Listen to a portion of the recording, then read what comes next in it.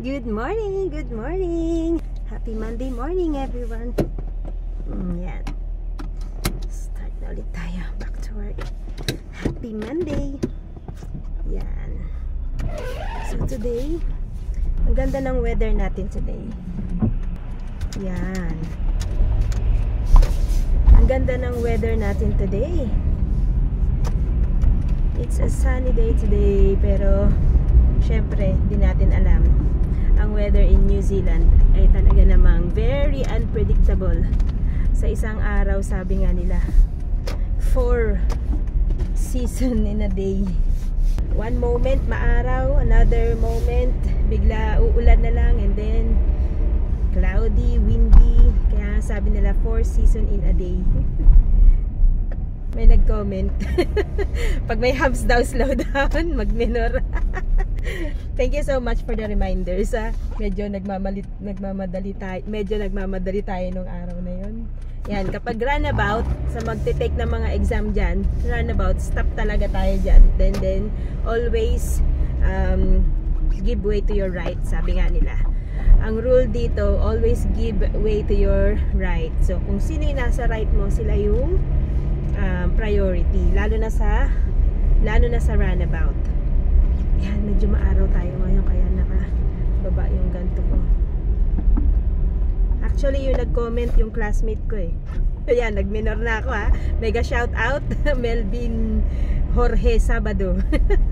Mega shout out sa aking classmate. Ayan, minor na ako ha. Oh.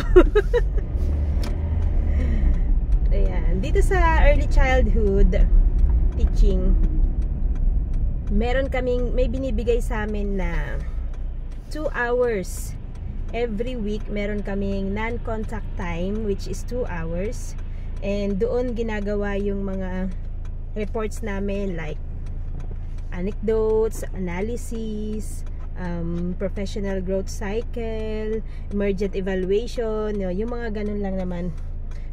Madali lang, hindi naman siya ganun kahirap. Although talagang aaralin mo yung curriculum ng New Zealand talaga, early childhood. So, may nag-request din sa akin, nag-request siya ng tips about, yan, may nag-request sa akin tips about early childhood curriculum here in New Zealand. Sige, susunod po natin, ipopost natin yan. Gagawa natin ng short video and tips to remember. And today, we're going to celebrate Maori Language Week. So, lahat kami naka-black naman today.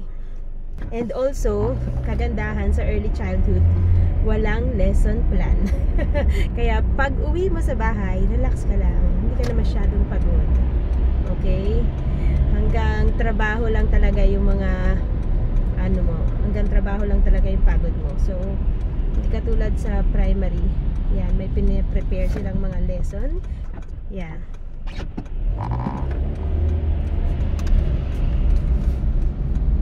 Yan. Okay, wala nang sikat ng araw. Pwede na. Yan, so, yun talaga ang nagustuhan ko sa early childhood. Team teaching talaga.